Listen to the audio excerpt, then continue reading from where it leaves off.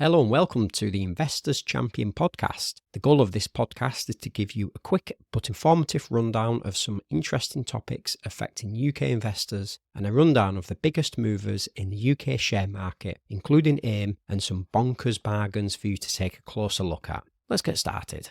Hi Chris, how are you today? Hello Lee, good as always. Well, no, a bit frustrated today, but yeah, such is the way with the markets. Been a tough week in the small cap world, as I think we're going to discuss. Yes.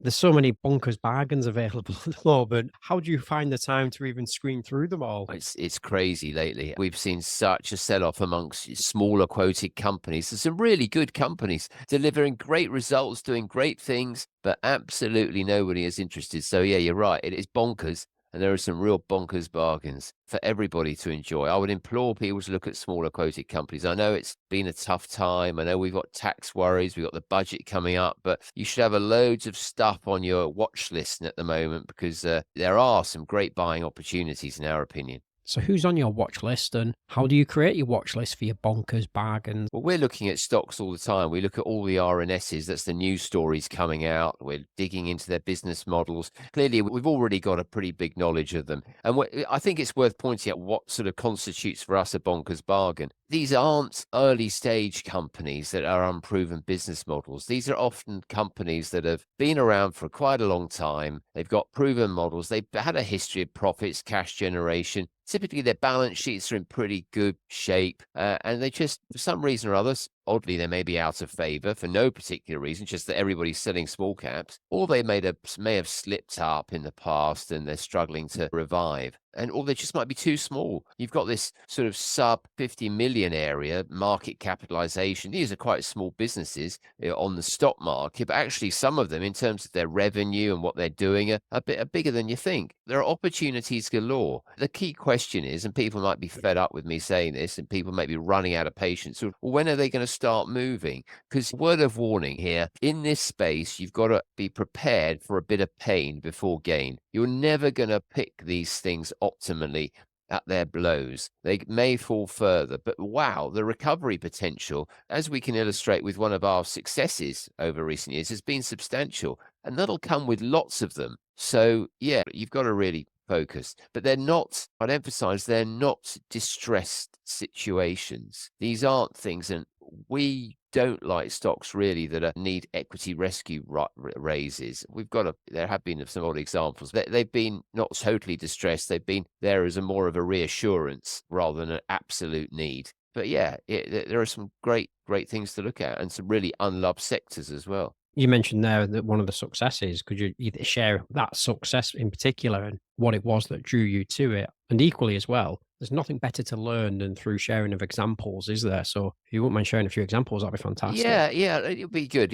We'll show the good and the bad and the really ugly. And we've had some really ugly ones in this. And a lot of these stocks, I should emphasize, that are associated business fundamental holds on its portfolios. The first one has been a bit too small for our portfolios. The business that has been a great play for us, but again, it's taken a while to get going, is Time Finance. It's an independent sort of alternative provider of finance to small and medium-sized companies. Anything, if you want to finance assets from tables, chairs to equipment, 5,000 to 5 million quid. It also provides invoice financing as well. And that's been a really growing part of its business, commercial loans. So really a boring part of the world. Not many people are going to be excited about this space. It's not super high tech, although they employ technology in their systems and everything. But this is really low tech, boring. But financial services is, dare I say it, a thing that the UK does quite well. We're pretty well entrenched in financial services. We do a pretty good job. We're quite advanced. So this sort of business is a great little play. And it was really in the doldrums. Nobody was interested in it at all. Of the UK's 5.7 million businesses, 4.5 of them are SMEs. 43%, nearly half of them, use external funding of more than 25 billion. So this is a small business in a vast arena that have really struggled to attract any interest, struggled to, at the beginning with the pandemic, everybody thought, oh, everything's going to go bust, they'll have huge bad debts, but it came through that smiling. Of course, then it was faced with very cheap lending. So people didn't need to use its services, did they? The government was chucking out cheap money. So they didn't even use the Time Finance. But yeah, from our sort of initial selection, I think it's delivered circa 250 odd percent return. But that's taken a while to come through, and it's only recently really started to continue to be propelling even higher. People think they've missed out on this. Still got a long way to go. Still only a 50 odd million pound company in a huge space. To give you confidence as well, one of the directors has just bought a few more shares. So that's quite encouraging. It just announced great results. For its year to May, revenue was up 20%. That's fabulous growth. And this is on growth. Profit before tax up 41 to 5.9 million. The first quarter trading update after the year end was really positive. So yeah, an example of a stock that languished, fell a bit when we first selected it. Then you had pandemic era as well, looked particularly cheap. We stuck to it and it's started to deliver in spades. But it took a lot of patience and it hopefully will continue to deliver. When was it you give it the rating of a bonkers bargain? Can you I think it was in remember? 2021. I think it was 2020, So 2021, late 2020, must have been 2021. right in the lows then for the Yeah, it was pandemic in this, sort well, of. even before then, it wasn't capturing people's imagination at all. It had a bit of a questionable shareholder on the register as well. That group's gone. There are lots of negatives, but it was still in pretty good financial shape, and it's attracted more and more funding lines from banks now. But yeah, it's the type of business that just didn't excite anybody either. It probably doesn't for a lot of people still. They want to go to the next big whiz bang sort of tech play, I don't know, AI related thing. But wow, look, you can get it anywhere, 253%. One for small shareholders as well. Not great for institutions, tough to buy the shares, pretty illiquid. So if you're a private investor and want to buy a little piece of a boring company that could deliver, there you go. You can see the opportunity. Yeah. What others are there that may have not have captured people's attention at the moment? The sector that has been really struggling over the last few years has been construction materials. Suffered from elevated interest rates, low house building, consumer downturn. So construction materials has been really tough. That whole set, you could pick any of them in there, and they've all been in the doldrums. But one little business in particular, again, was unloved, had a bit of a sort of poor division, which it subsequently sold off, is a business called Alumasc. Calls itself a UK-based supplier of sustainable building products. And it's got three divisions: water management, building envelope, and house building products. Now, you'd think house building products, again, has been just rubbish in the mire over the last few deals, but its house building products business called Timlock has managed to keep its head above water and continue to deliver growth, which is quite remarkable. Alumasc has also had a pension deficit that it has to support. So it's got to fund that on its own balance sheet. Maybe a lot of people don't like pension deficits. They suck up cash that should be going to support growth. But Alumasc has been pretty affordable and it's performed pretty well. It's been a good pick for us, but still, I think really early days with this one. Because bear in mind that most of the sector is still very much sort of languishing, the construction materials sector. And if we see interest rates coming down, as it's going to be the case, these businesses should start to fly. I'm actually due to be visiting the Timlock site in the east of England in a month or so's time. I'm looking forward to that because it seems to have they seem to have a real little gem in that business, which I'm looking forward to finding out more about. But again, so look, terrible sector. Business has been around a long time. Alumasc's got a history. You can look at it. Its history goes back forever. It was part of a conglomerate. It's got decent, credible management team who are very experienced. So terrible sector, but you can find little gems in it. And again, the rating isn't high even now. The shares are up about 60% since we started covering for the Bonkers bargain. That's been about a year or so, or year and a half now. So that's a pretty good return. But even now, the rating's good. And you get a 4% dividend yield. Time Finance isn't paying a dividend yet, which is probably unusual for a financial lending company like that. A lot of them are dividend plays. Alumasc, you get about a 4% dividend yield. So yeah, worth looking at that one, and some good things going on there. Is there any recent additions that you've added to the bonkers bargains list? A newer one that we put on not long ago, and it's an unusual one. It's a bit of an outlier for us. It just came across our desk and we thought it could be an interesting one for people to look at. We don't hold it as a firm, and it's called Gemfields Group. I've got a small personal stake, but it's dual listed on AIM and the Johannesburg Stock Exchange. It's a miner and supplier of coloured gemstones. So it's been on about, I think it's been a bonkers bargain about a month or so now. And it's got interest in two of the world's, largest producing emerald and ruby mines. Real big focus on sustainability as well, also responsible mining. The fact that luxury brands increasingly audit their suppliers, it's very important. So you've got to do things correctly. But Gemfields is a play that's trading. It's a real, from our perspective, it's a bit of an asset play. It's got these interest in these mines. It owns the Fabergé jewelry brand, which is trying to reinvigorate. So it's been relaunching. Fabergé is turning a profit now. So why is it a bonkers bargain? We just looked at the asset base. It's got tangible and net assets of 332 million. That includes loads of plant and equipment in which it's been investing very heavily. These mining rights as well. It's got the Fabergé brand, loads of stock, inventory. Clearly, jewelry retains value quite well. But its market capitalization is only 137 million pounds. That's huge. 41% discount. Its value on the stock market, it's a 41% discount to its tangible book value.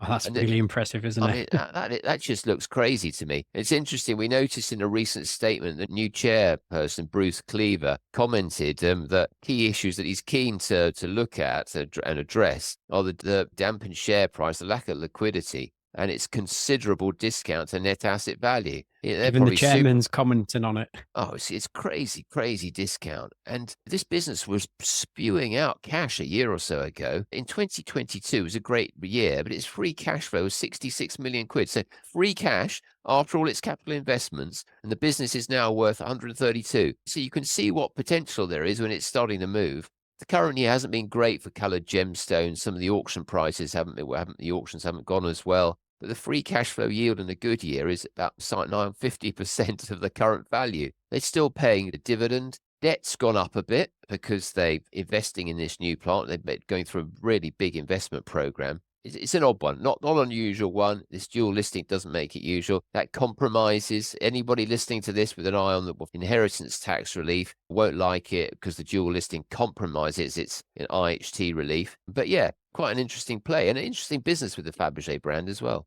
So let's say somebody's listening to this and they're thinking of constructing a portfolio. What would you say, and by no stretch of the imagination is this a recommendation, but what would you say should be a percentage of bonkers bargains within a broader portfolio? Because you've mentioned it once or twice on here about diversification is important. You wouldn't really want just a portfolio full of bonkers bargains, would you? Or would you? Or No, does it depend on your strategy and your it's approach? a really good question because some people like this deep value approach. Deep value has been very out of favor, and you can run the risk of getting caught in classic value traps. These business, many of them will never rise. You're not going to have necessarily stories like Time.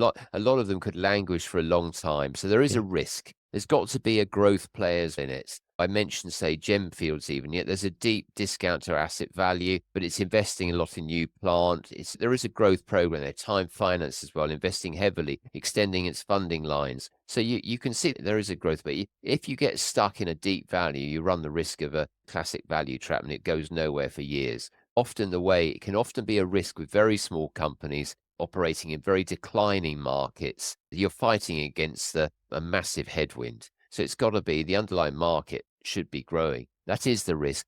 If you're a stock picker, I would say you should and you like the small cap space, you should really have a good balance between the growth stories and deep value. Don't get fully entrenched in one or t'other. This is a stock picker's market as well. You've got to do your work. A good starting point, actually, for people that are interested, a very basic starting point, but don't run it wholly, is just to look at the dividend yields. Look at the dividend yields, and those that are running at elevated dividend yields, say 3.5% and above, is an obvious start to suggest, and that's forecast dividend yield as well, suggest that they're confident enough to be probably continuing to issue dividends. If they're elevated, yeah, and there's earnings growth as well forecast in there might be some interest. There might be some cracking value opportunities. That's a very simplistic approach to things. Well, we're only talking about small caps generally. There are clearly opportunities in the blue chip space as well. But yeah, I would spread have a good balance around the main market and smaller blue chips and smaller quoted companies. Unless Yeah. of course, you're a diehard small cap person, and that's what you want to look at. You love kicking the tires and doing your work and digging into the details, and you're prepared to accept pretty poor liquidity and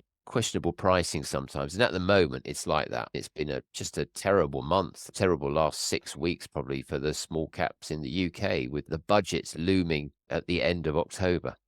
Yeah. If the news isn't as bad as people may well think, you might see a little spike up in the small cap arena or a little bit more activity, shall we say. Yeah, I think without this budget, I think, and given the interest rates coming down, we'd have had a lot more encouraging outlook. I don't More think activity. yeah, we would have done. It's just been hanging there, hanging like the sword of Damocles over everything. It's a tough space.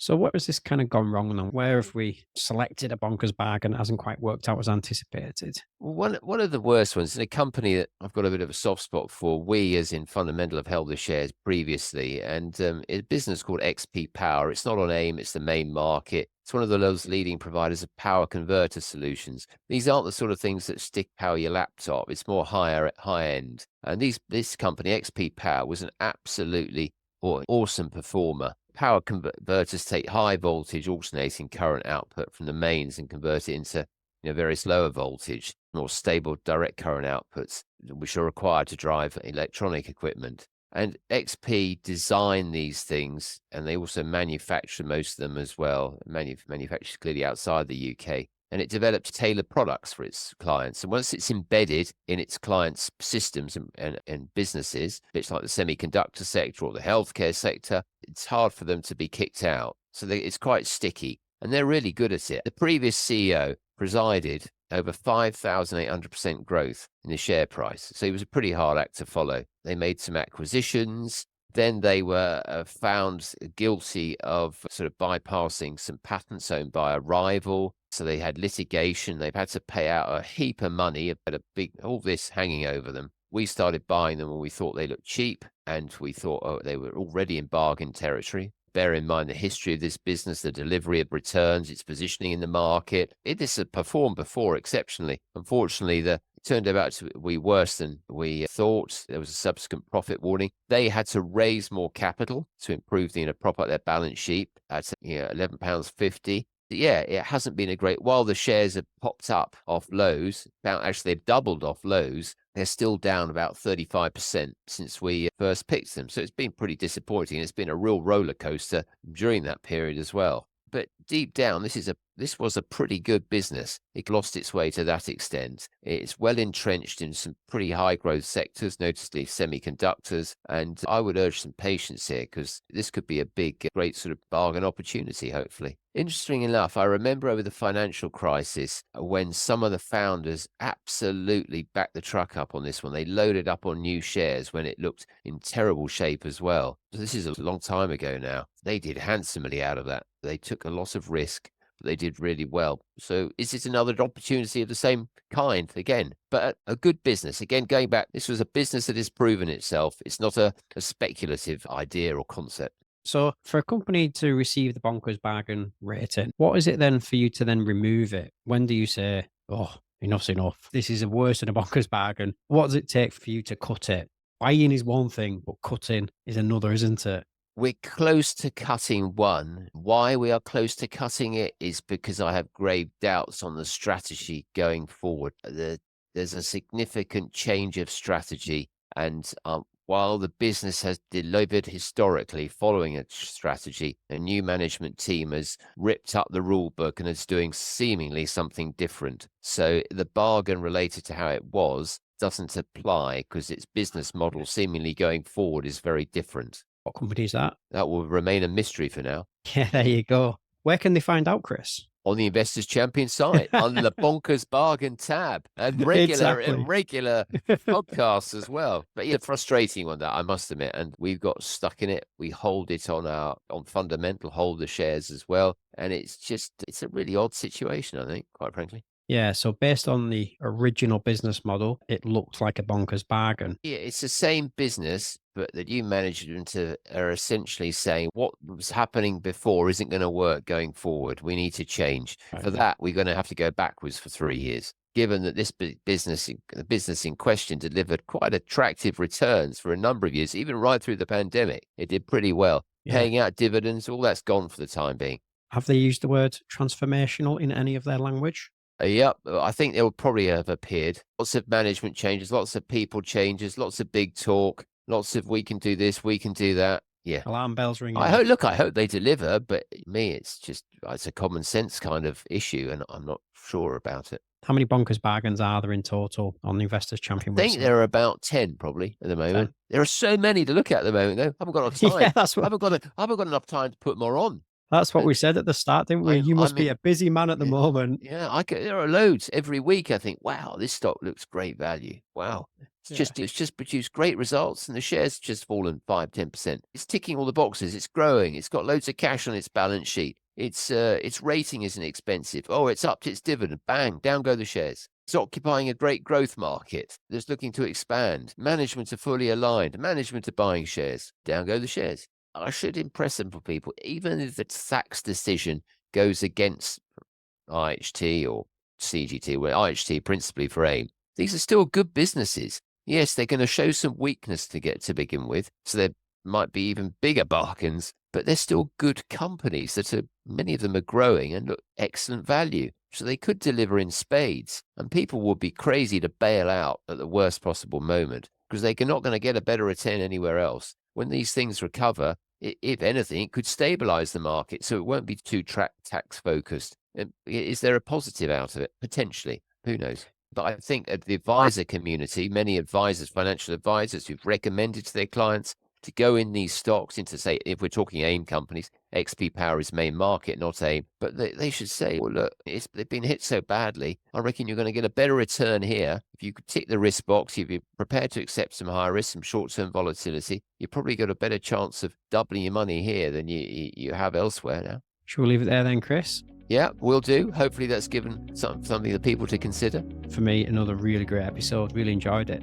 Really great listening to some of the highs and lows of the bonkers bargain world. Yeah, it's not an easy space. You've got to be prepared for some pain. Again, when it comes, as we've highlighted with Time Finance, is magnificent. And long may it continue, our dear friends at Time. Well done to them. Don't forget, Chris will be missing next week due to holidays. And this time it's me. I'll be going on holiday this time instead of you. So we'll be missing next week's, and then the next one will be the 19th. Yeah, okay. And have a great time. I wish you a great holiday. Thank you very much. Looking forward to it. Nice little bit of winter sun. Yeah. Sounds good. See you then, Chris. Cheerio. Well, that's it for today. If you want to take a deeper dive into any of these topics and indeed more exciting and interesting companies, then please feel free to visit investorschampion.com to learn more. All the links are just in the show notes just below. Many thanks for listening, and we hope you have a great day.